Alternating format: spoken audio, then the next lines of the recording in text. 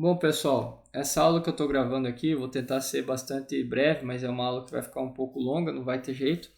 E eu quero mostrar para vocês, né, como vocês conseguem identificar erros de determinação no laboratório. Quando vem uma análise de solo com um valor meio esquisito lá que você desconfia, tá? Com o passar do tempo, trabalhando com análise de solo, no começo você não consegue criar esse olhar clínico, mas com o passar do tempo, você começa a perceber que tem valores, às vezes, que o laboratório te manda que são meio fora da... que não são valores compatíveis, né? Você começa a estranhar que são valores que não é comum ter naquela faixa de pH, né? Por exemplo, se você pegar uma análise de solo e tiver pH de 5 em cloreto de cálcio, não pode ter alumínio. Se tiver alumínio numa análise de pH 5 em cloreto de cálcio, tem alguma coisa de errado, tá? Então não leve em consideração o alumínio da análise. Então, assim, isso acontece com uma certa frequência quando você pega laudos de análise de solo de laboratório, né? Não é incomum você ver erro, né, de determinação ou até de digitação às vezes. Então, para você conseguir identificar esses erros laboratoriais e não fazer uma recomendação equivocada, né, eu vou passar para vocês aqui, né, o que vocês podem estar fazendo para conseguir valores, para conseguir ver que os valores não estão bem certos, tá? Eu trabalhando muito tempo com isso, né, e acostumado a ver alguns erros, tá? Então eu peguei, como eu tenho um banco de dados de bastante análise de solo, eu peguei e montei um modelinho matemático aqui no Excel, são várias planilhas, né? Onde eu consigo, colocando o pH do solo, eu consigo ver quais que são os valores normais que apareceriam de cálcio, magnésio e potássio, né? De alumínio, soma de base, acidez potencial, né? Se eu tenho acidez potencial e soma de base, eu consigo ter a CTC. Se eu tiver a CTC e os valores médios de cálcio, magnésio e potássio daquela área, eu consigo ter uma estimativa boa da saturação de base, tá? Então, só com o pH do solo, né, você consegue montar uma estatística aí, né, do que é coerente e o que é normal ter de alumínio, de saturação de base, né, acidez potencial, né, o que é coerente vir nesse tipo de análise de solo. Aí, quando você vê um valor esquisito, você vai lá e confere, tá? E você consegue achar esses valores esquisitos. Então, antes eu preciso mostrar aqui para vocês, né, alguns gráficos aqui, ó, tá? Para tentar explicar o que eu estou querendo dizer. Por exemplo, eu tenho um banco de dados bem grande aqui, eu selecionei umas 500 análises de solo, de um tipo de solo, né? E ele já me passou, já me mostra aqui a correlação, por exemplo, do pH com alumínio. Vocês vejam que o pH e o alumínio têm uma correlação bastante estreita, bastante alta, tá? Aqui está dando uma correlação de quase 80% do nível do pH com alumínio, tá? Então, assim, solos com pH a partir de 5 em cloreto de cálcio, né, você não tem alumínio, ó, né? Então, por que a correlação está dando 78%? Porque pH 5 tem zero de alumínio, pH 6 também tem zero de alumínio. Então a faixa de pH do solo que não tem alumínio, como é larga, e eu tenho vários dados entre 5 e 6, acaba tirando um pouco da precisão, né, do gráfico aqui, tá? Mas vocês vejam que são dados bastante concisos, né, estreitos aqui, você vê que tem uma alta correlação do alumínio com pH, tá? pH de 4, por exemplo, você já tem alumínios aqui nos patamares de 2 centimol, 2 centimol é alguma coisa, né? Pode ter no solo. pH aqui de 3,9 de pH, né? Você vai ter alumínios aqui para esse tipo de solo aí, beirando 3 centimol. Enquanto que pH de 5 não tem nada. Então, assim, o alumínio despenca à medida do pH. Quando você pega um laboratório bom, né? A primeira coisa que você faz é cruzar a relação de pH com alumínio e vai dar uma correlação dessa, tá? Agora, quando você pega lá na análise solo, joga lá no Excel a coluna pH e alumínio uma do lado da outra, você aplica nesse gráfico de dispersão e não dá uma relação boa, já pode ficar esperto. Porque o alumínio, né? O alumínio é a coisa mais fácil de você determinar no laboratório, você consegue uma boa precisão no alumínio, né, de determinação. E o pH é a mesma coisa. O pH é uma das análises mais simples que tem no laboratório, né? Você praticamente não tem muito processo, você só pega e mede o solo, você adiciona lá o extrator e adiciona no eletrodo depois e ele mede o pH para você, né? O alumínio, né, você faz a extração dele com cloreto de potássio, depois você faz uma titulação ácido-base, você titula o alumínio, como está naquele vídeo ali que eu mostrei para vocês. Então são dois processos assim bastante simples e básicos, né? Mas que eles têm que ter bastante correlação, né? E se o laboratório é bom, vai dar uma boa correlação. vai te dar um dado coerente. Por exemplo, nesse banco de dados que eu tenho aqui, né, de várias análises de solo, de vários laboratórios, vai a correlação para esse tipo de solo. Tá? Agora, quando eu pego um laboratório ruim, por exemplo, vou mostrar para vocês. Isso aqui são dados de um laboratório ruim, famoso do Brasil, mas ruim, tá? Não gosto de trabalhar com esse laboratório, mas tem produtores que gostam, né? E como a gente trabalha com consultoria que é análise de dados, né? Às vezes, simplesmente o dado chega para você e você tem que engolir, você tem que interpretar, você tem que entender o dado. Então, foi esse caso. O produtor me mandou essas amostras de solo desse laboratório, tá? Já conheço o laboratório, já sei que ele não é muito bom, né? E fiz o quê? Fui aqui e cruzei, né? Correlacionei aqui, ó, pH com alumínio. Então, coloquei a primeira coluna de pH com alumínio. Então, vamos correlacionar aqui. Vamos pôr no gráfico de dispersão para ver a correlação que vai dar aqui, ó. Então, você seleciona tudo, inserir, né? Você faça isso com as tuas análises de solo. Inserir, aí tu vem aqui, gráfico de dispersão. Ó que maravilha aqui. Olha que maravilha. Olha a correlação que o laboratório tem de pH com alumínio. Se o laboratório não consegue ter precisão na determinação do alumínio, esquece o resto. Esquece o teor de cálcio, de magnésio. Para você determinar cálcio é muito mais complexo e difícil que o alumínio. Para você determinar potássio e magnésio também. O cálcio, magnésio e potássio são feitos, a determinação é feita. O potássio pode ser feito num outro equipamento também, né? Mas geralmente no laboratório se faz no espectrofotômetro de absorção atômica, né? Então, assim, quando tu usa uma absorção atômica, você tem que ter uma lâmpada boa que consegue fazer a leitura lá com uma lâmpada boa, uma chama boa, você precisa ter um equipamento bom, você precisa ter uma boa curva, né? Uma curva de determinação lá muito boa. Então, assim, tem N fatores, né, para uma absorção atômica ele não ter precisão na leitura de dado. Se o cara que estiver mexendo com absorção atômica não for experiente, não souber fazer uma curva de calibração dele decente, se a lâmpada for a mais barata do mercado, se a extração do cálcio, a extração do magnésio for mal feita por reagentes de baixa qualidade, tu esquece que uma leitura de cálcio, de magnésio, de potássio vai ser precisa. Não vai ser. Porque você precisa ter extratores de qualidade, você precisa ter uma lâmpada boa, você precisa ter um profissional que entende do que está fazendo, você precisa ter produtos bastante puros ali para fazer uma boa curva de calibração, para que você tenha precisão na leitura do dado. Se você não tiver isso, você não vai ter precisão na leitura do dado. Então, determinar alumínio é muito simples, né?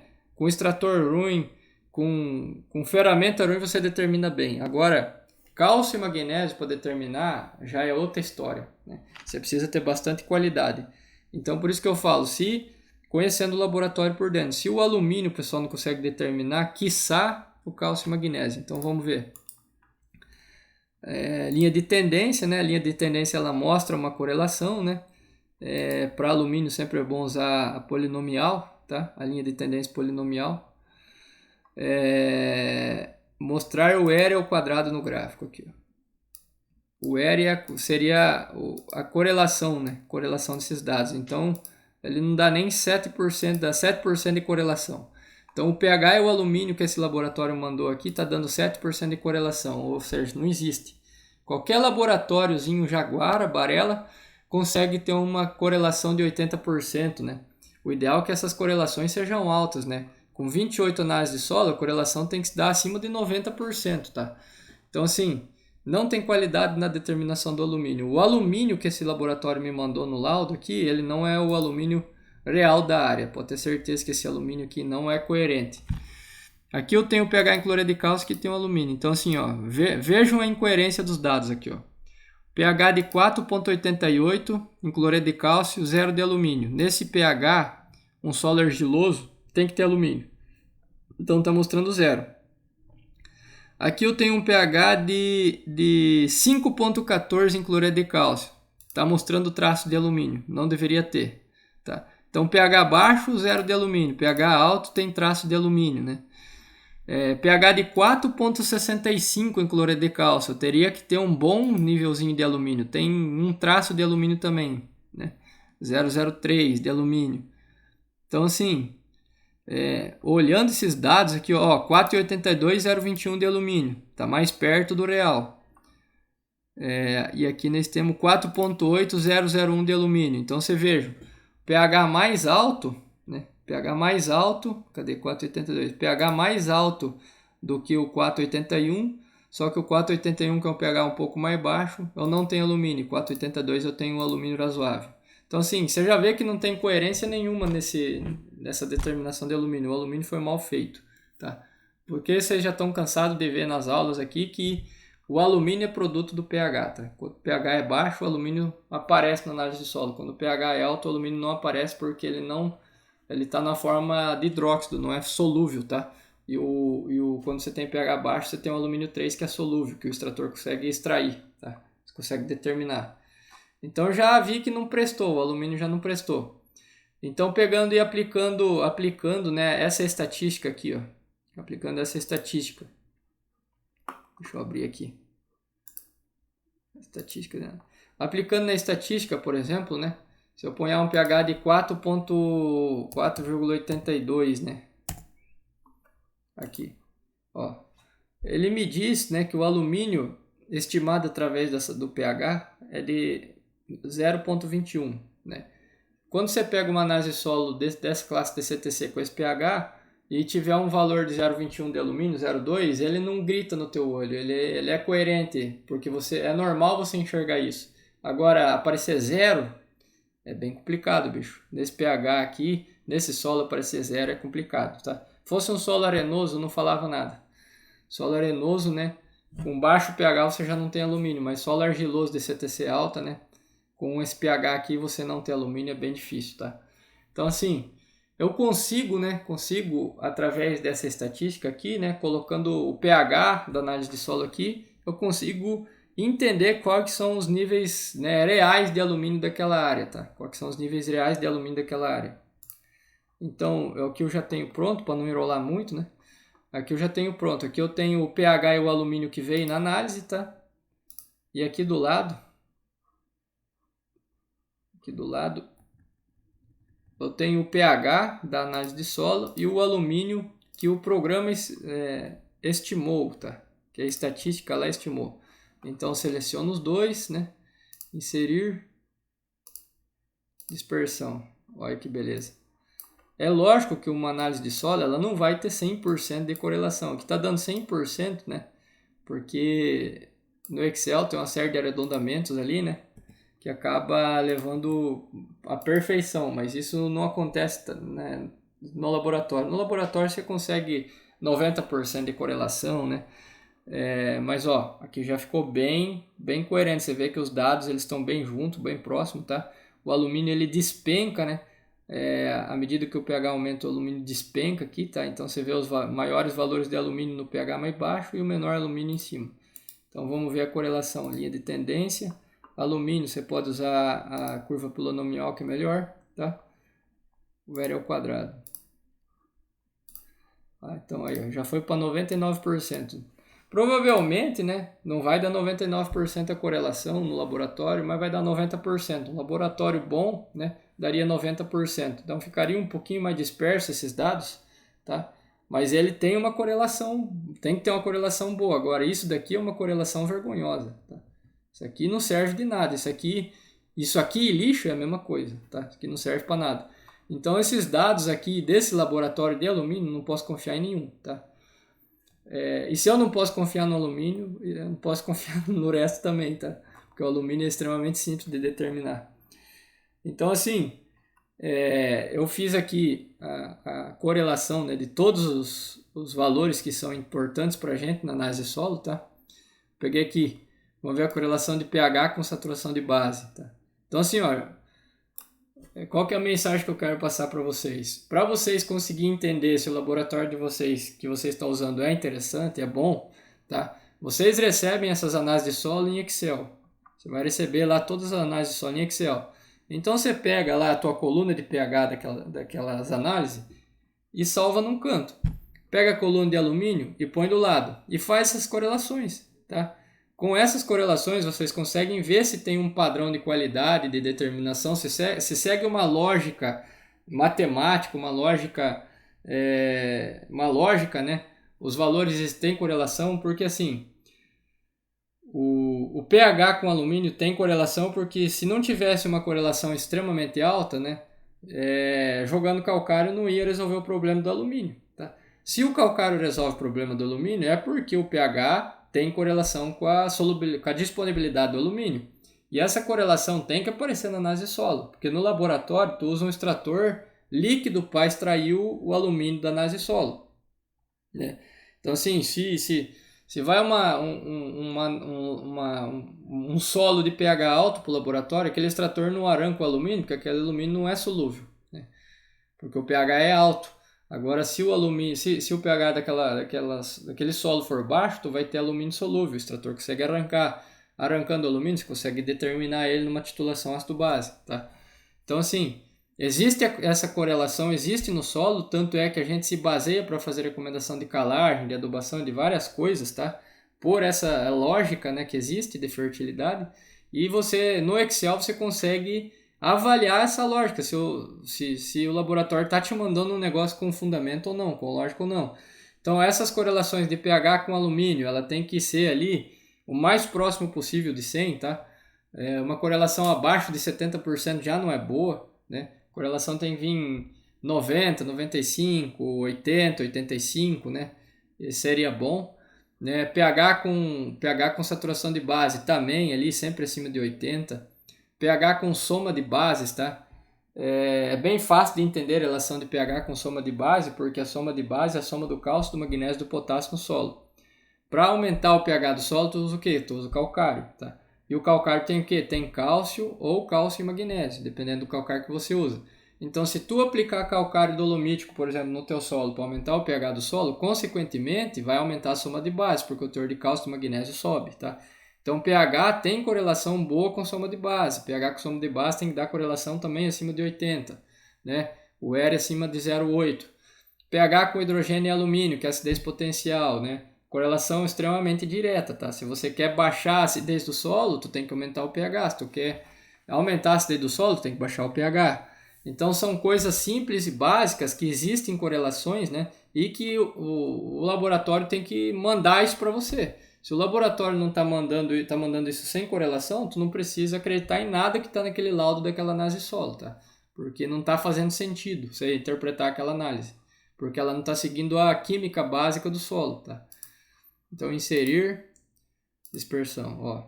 pH com saturação de base que já deu uma correlação melhor do que com o alumínio, mas está longe de ser bom, tá? Tá longe de ser bom, tá uma porcaria. Vamos colocar aqui para baixo.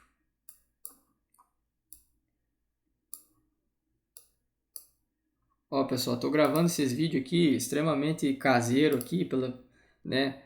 Não tem nada de estudo antes de gravar. Tá tudo no pelo aqui, né? Adicionar a linha de tendência, tá tudo no pelo, na brutalidade aqui, para vocês verem que não tem montagem e para vocês verem porque eu sou um cara simples e não gosto muito de... Então, ó, a correlação aqui de pH com saturação de base deu 33%, tá? Mostra uma tendência, mas tá longe de ser uma correlação que presta, tá? Essa correlação tem que dar acima de 80. Então, vamos pegar aqui, ó, aqui na estatística aqui. Quando eu jogo pH, eu consigo estimar a saturação de base, tá? Lembrando, pessoal, essas estimativas aqui, isso aqui é estatística. Isso aqui não quer dizer que isso é a verdade universal do bagulho, tá? Isso aqui é uma estatística. Uma estatística com 85% de confiabilidade, de correlação nos dados. O pH tem 85% de correlação na saturação de base e no resto, tá? Então, assim, é uma estatística com uma boa correlação. E aqui eu tenho milhares de análises de solo, tá? Tenho várias análises de solo desse tipo de solo aqui, correlacionando pH com saturação de base, pH com alumínio, tá? Quando eu faço essas correlações, eu consigo gerar uma equação e por meio dessa equação eu consigo prever um resultado, tá? Então, assim, isso aqui estima para mim com uma boa precisão, mas talvez isso aqui não pode ser levado como o pé da letra, mas estima com uma boa precisão, tá? Então, assim, jogando pH eu consigo estimar a saturação de base. Aí eu peguei o laboratório, me mandou, eu fui lá ver se o laboratório é bom, me deu essa correlação aqui, 36%. Ou seja, ruim. Significa o quê? Que o teu teor de cálcio e magnésio de potássio, lido na análise de solo, provavelmente esteja meio equivocado. Esteja muito alto, esteja muito baixo, porque não está correlacionando com o pH do solo, tá? Então o problema já está além da determinação do alumínio, você já achou problema na determinação das bases, tá? E como que eu vou saber se é nas bases mesmo? Porque eu vou correlacionar o pH com soma de base também e depois o pH com hidrogênio e alumínio, tá? Então assim, já deu ruim. Vamos ver o que o programa aqui, a estatística ali diz. Se eu jogar os valores do pH, ele estima para mim a saturação de base. Deixa eu ver aqui. pH com saturação de base está aqui. Se eu jogar lá o pH, ele estima a saturação de base. Então aqui, selecionei, inserir, gráfico de dispersão. Opa! Aí pessoal, já deu uma correlação já boa de novo, né? Que é normal achar de bons laboratórios, é normal achar correlações assim, tá? De 90%, 80%. É só vocês pegar as análises de solo de vocês e começar a testar. Ó, aqui, ó. À medida que o pH do solo aumenta, a saturação de base sobe. E os dados são bem juntos aqui, tá? Então isso aqui é uma correlação boa, extremamente boa, né? Bastante precisa. Ó, deu 100% de correlação. Na prática não vai dar 100%, vai dar 80%. Esse dado fica um pouquinho mais disperso e tal. Como eu falei, o Excel acaba arredondando algumas coisas e acaba dando um negócio mais certo do que é o verdadeiro. Mas sim, ó, tá longe de ser o ideal, tá? Provavelmente não seja isso e nem isso, né? Mas seja mais perto disso do que disso, tá bom? É isso que eu quero mostrar para vocês. pH com soma de base, vamos correlacionar de novo. Então vocês podem ir fazendo isso aí, ó. Olha, pH com soma de base, olha a correlação que deu. Linha de tendência. Aqui vocês podem usar a linear, né? Às vezes a exponencial, tá? E às vezes a logaritmo, né? Mas geralmente é a linear. Então vamos ver a correlação aqui, não deu nem 30% de correlação nos dados, tá? Então assim, soma de base, ela não tem correlação quase com o pH, e já está errado. Então já estou conseguindo mostrar para vocês que a mensagem que eu quero passar é a seguinte: se vocês jogar no Excel essas correlações de pH com soma de base, pH com saturação de base, vocês começam a ver várias coisas esquisitas acontecer, que não deveria acontecer, porque a química do solo é uma ciência exata, tá? Você consegue, existe uma lógica em cima do negócio. E aqui eu não estou conseguindo achar a lógica, tá? Então, o que esse gráfico, que esses dois gráficos estão me mostrando? Por exemplo, saturação de base. Tu que faz recomendação de calagem via método de saturação de base. Essa correlação está dizendo que você vai ter 36% de assertividade na forma de você recomendar calcário. Ou seja, essa correlação de pH com saturação de base está falando o seguinte, que somente 36% das vezes que você jogar calcário pelo método de saturação de base, 36% das vezes que você jogar calcário no solo, você vai aumentar o pH do solo, tá? Não, estou me equivocando aqui. Significa que quando você jogar calcário no solo dolomítico, né, por exemplo, né, só 36% das vezes tu tem aumento de saturação de base. O aumento do pH vai acontecer por causa do carbonato, né, isso é lógico, mas só 36% das vezes aquele cálcio e magnésio do calcário vai contribuir alguma coisa em bases para o solo. Então não tem lógica nenhuma, isso aqui está errado, soma de base está errado. E pH com acidez potencial muito provavelmente também esteja errado, né?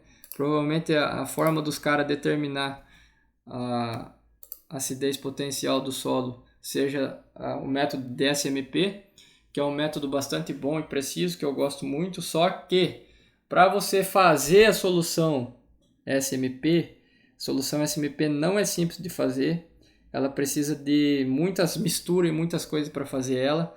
E se o laboratório é ruim, usa produtos de baixa qualidade, a tua solução SMP ela não fica boa, tá? Então você acaba tendo uma determinação de acidez potencial também ruim.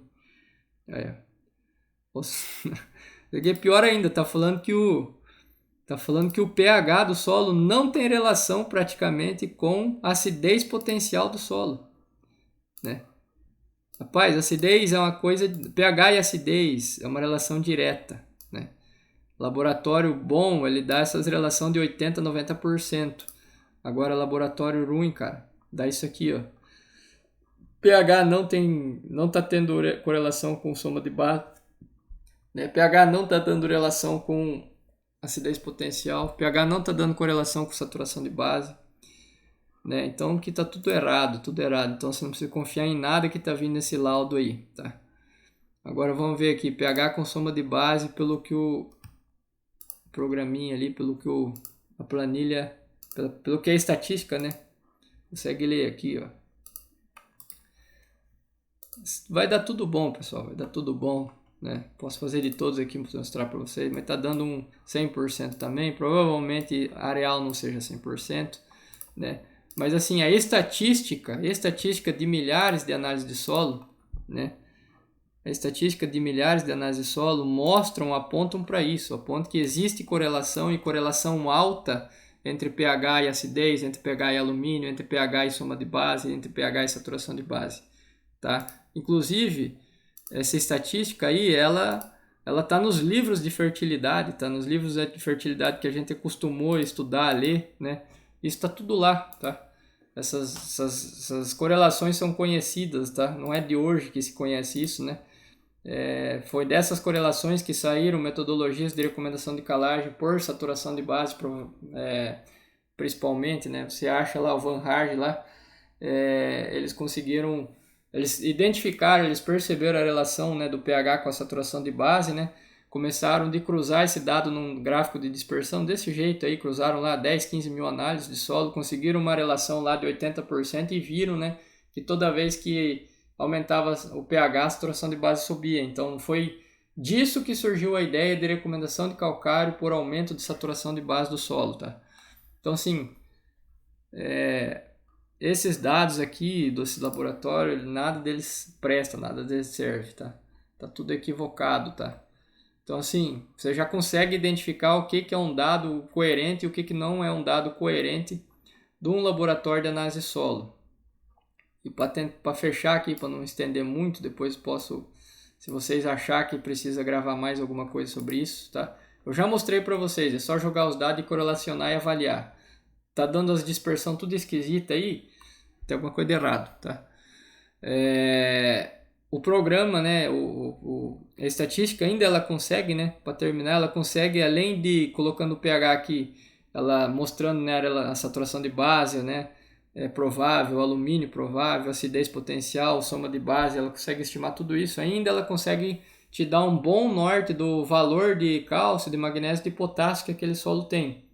Então, por exemplo, né, nesse caso aqui, né, eu tenho um valor médio estimado eu tenho um valor médio de cálcio nessas 28 análises de solo, tem um valor médio lido de cálcio de 7 centimol, enquanto o programa estimou que o valor médio é de 5,6, né? Estatística é 5,6.